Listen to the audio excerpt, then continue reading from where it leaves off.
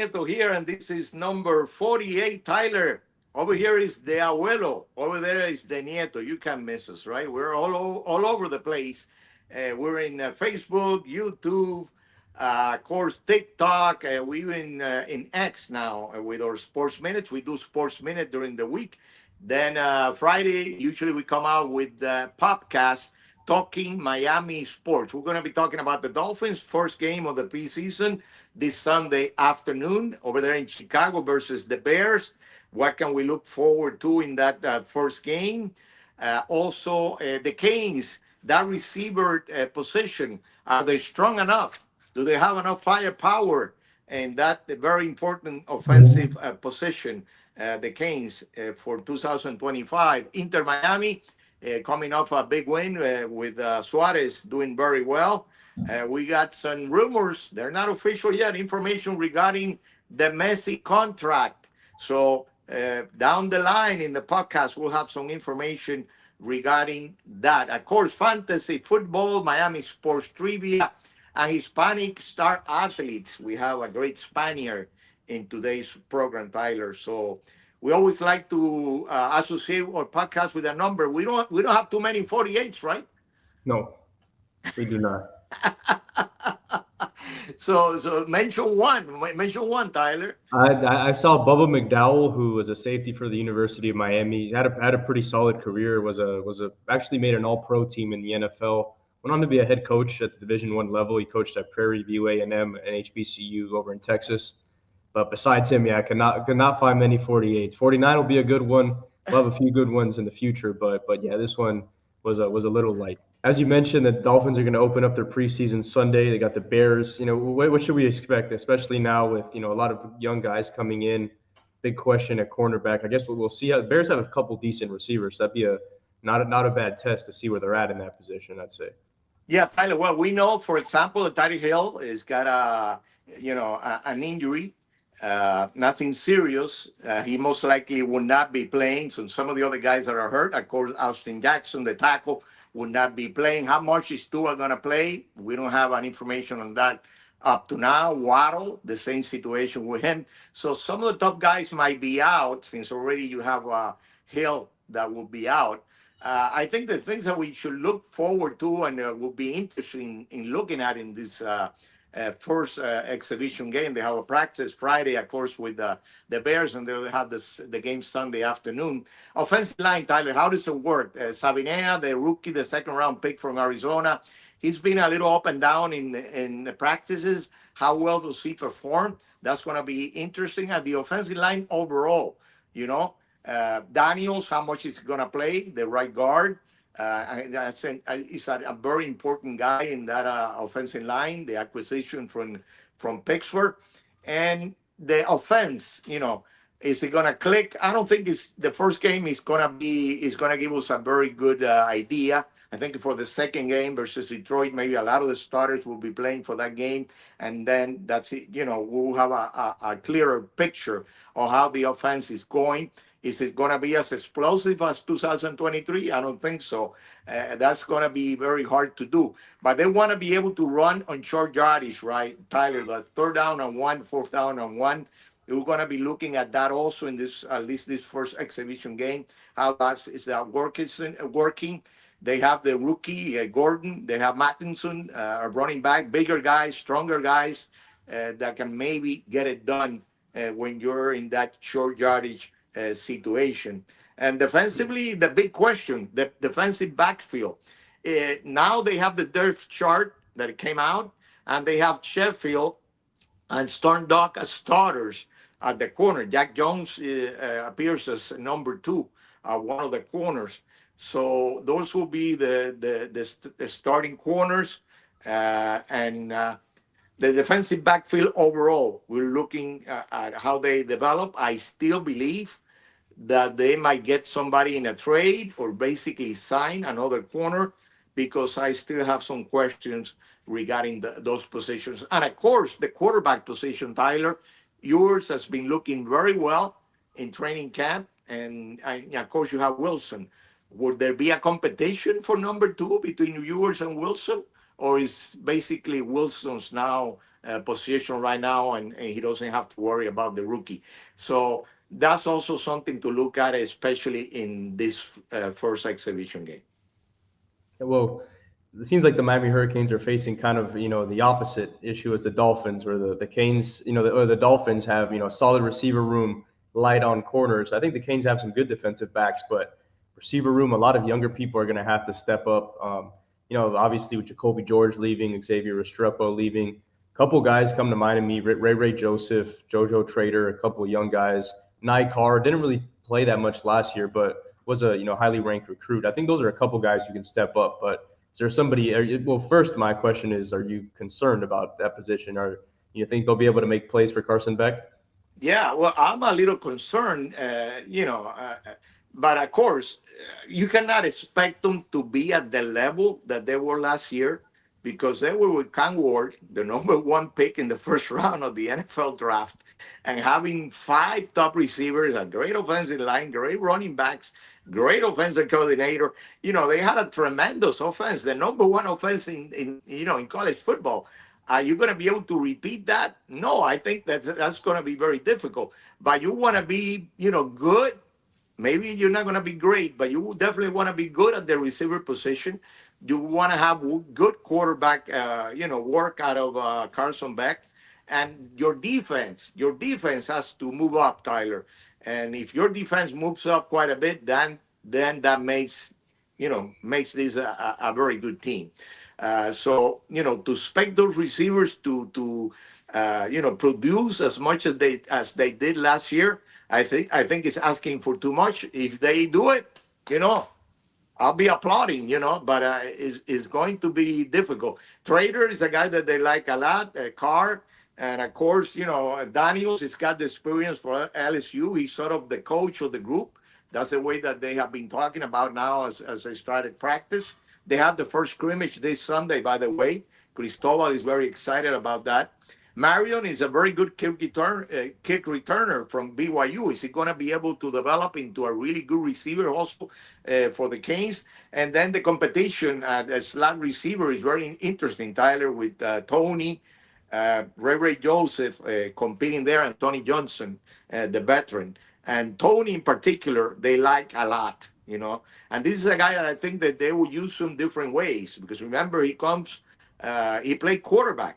The latter part of his career in high school, he played quarterback, and he took his team to the state. So he's a very talented player, versatile player, and I would not be surprised to see him maybe a quarterback, sometime during the season.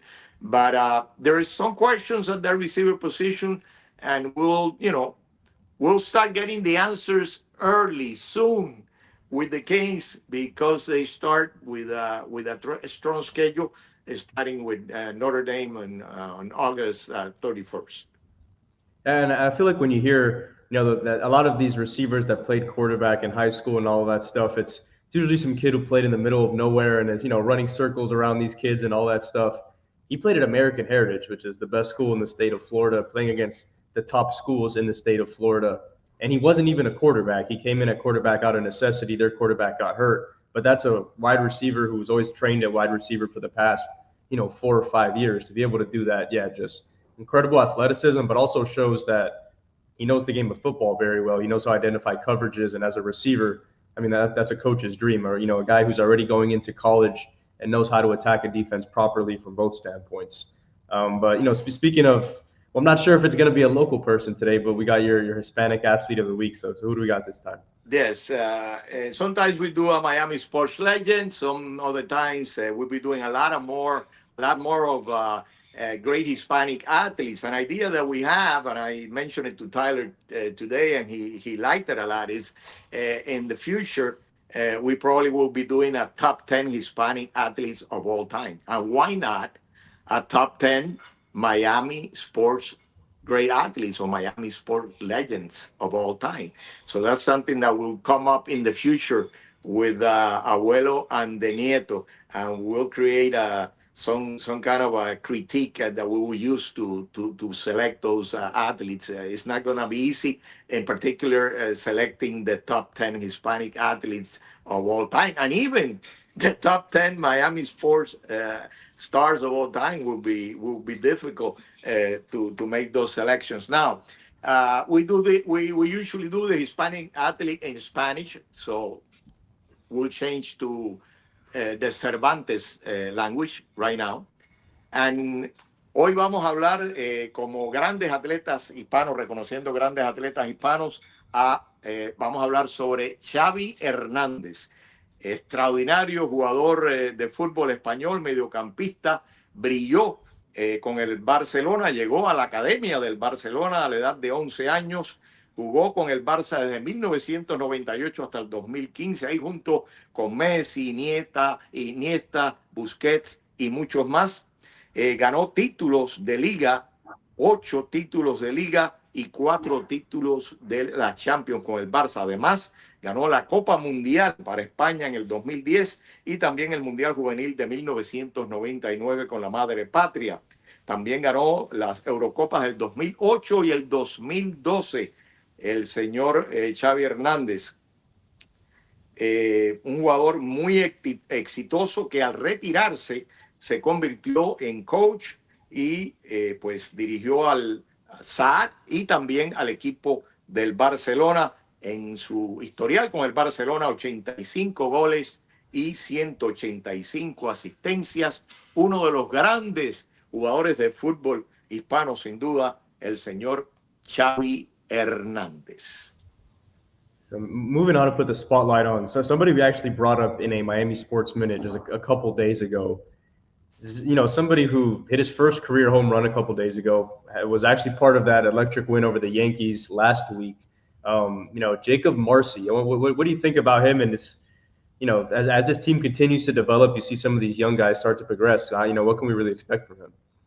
Well, he's done very well. He's a great athlete. He's been playing center field, which is one of the difficult positions out there.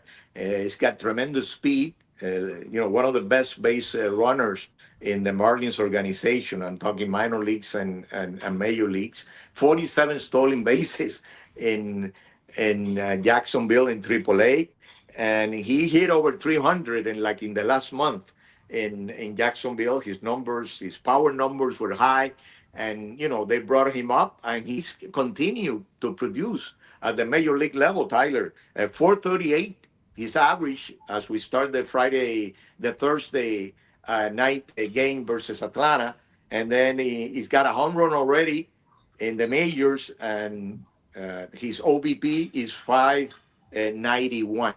Uh, he gets on base a lot, gets a lot of bases on balls, and he's a tremendous defensive outfielder. So he's got all the talent in the world. Came from San Diego, in the trade.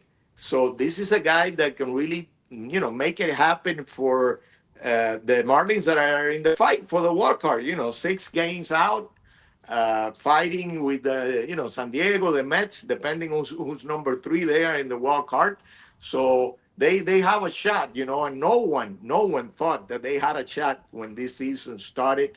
You have to applaud the job that the management has done putting together this group of young guys that are playing at a very, very high level. And this guy, Marcy, is a guy that we have to keep a lookout, be looking out for him. I always leave the soccer talk up to you, but you mentioned something about Messi But might we be. got, we got other things to do there. You have fantasy to do. We got all stuff. I got something important, very interesting regarding Inter Miami, regarding Messi. We mentioned it at the beginning, so stay tuned for that. Oh no, it's time for that. Oh, Yeah, are yeah, you ready to go with that? Okay. yeah. So yeah, well, Inter Miami got a big win versus Pumas, 3-1. Luis Suarez, 1 goal, 2 assists. That was Wednesday evening. So they're on to the quarterfinals in the League's Cup. So, they want to win titles, and they won a League's Cup already a couple of years ago.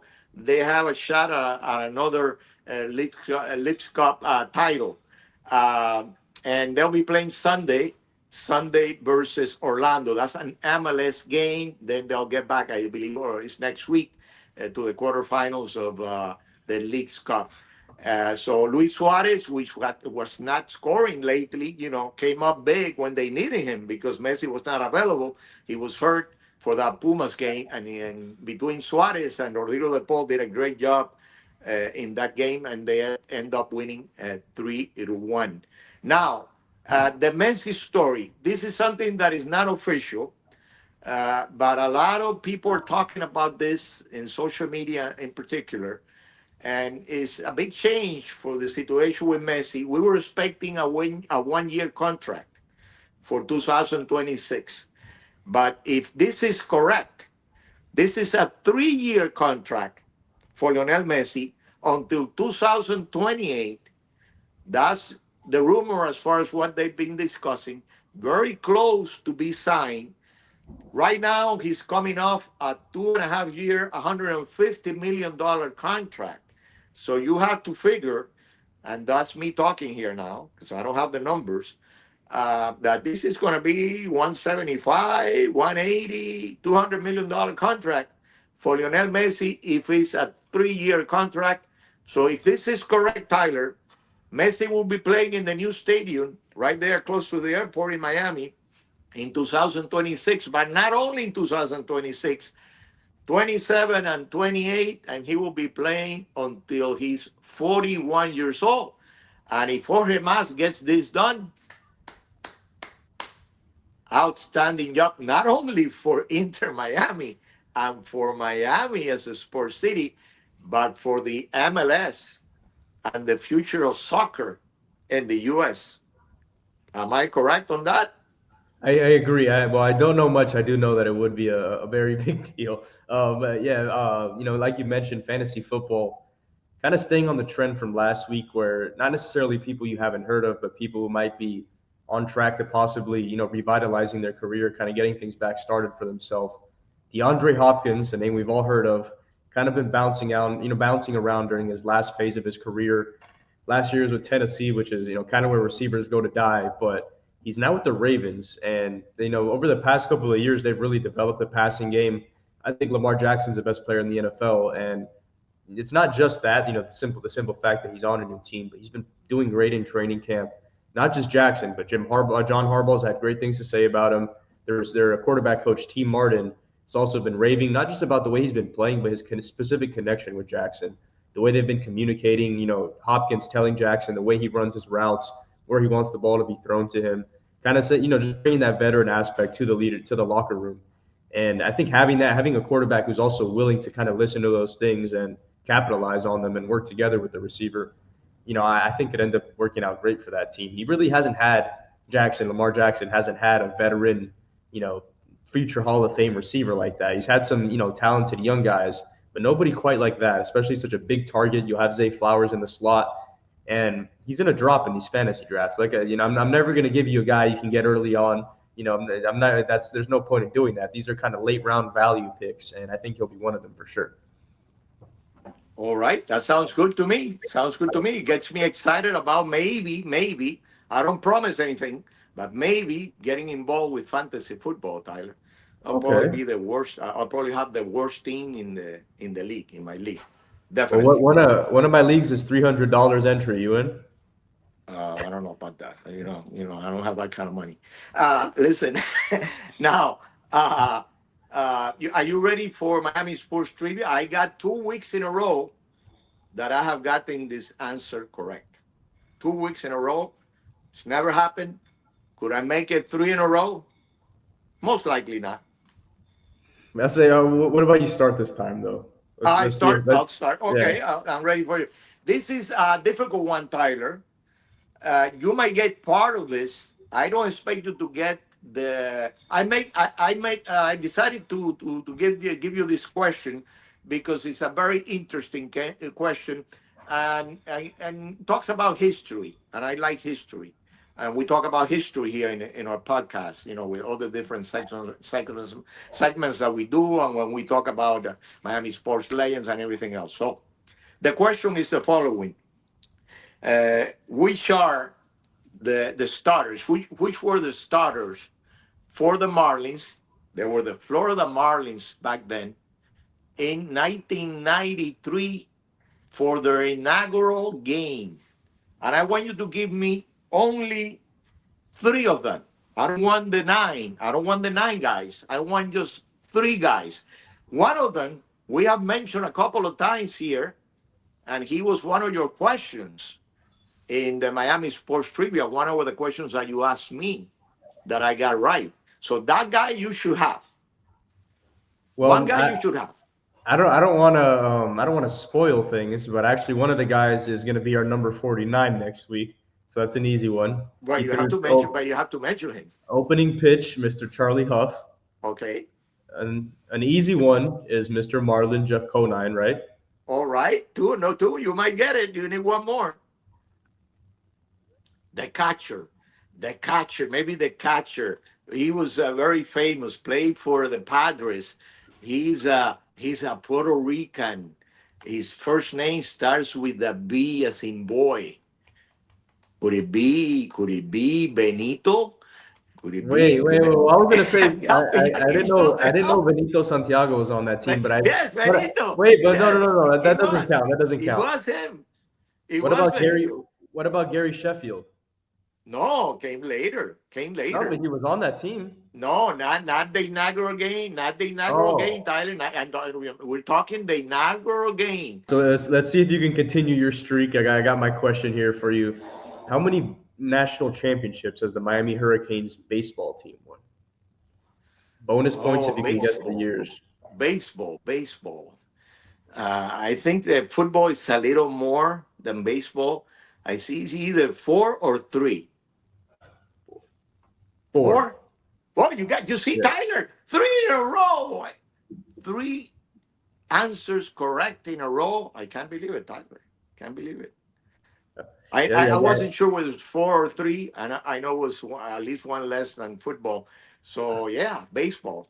From I think Frazier. we'll give you half a point for that one. You can't. Oh, I half don't a think the point. What do audience. you mean? I don't think the If audience is if, gonna like if that. it's You 10, give you me gotta two give answers, me man. 8 or 9. The You're next tough time, on me, man. the next time You're I take a tough on test, me. I'm gonna circle A and B. Hey, remember, you gotta follow Mhm. Abuelo and the Nieto. This is the Abuelo, no doubt, right? The Nieto is over there. Abuelo and the Nieto, TikTok, YouTube, Facebook. We have Miami Sports Minute, Miami through Monday through Thursday. Fridays we come out with our podcast talking Miami sports. This was number 48. Arrivederci. Hasta luego.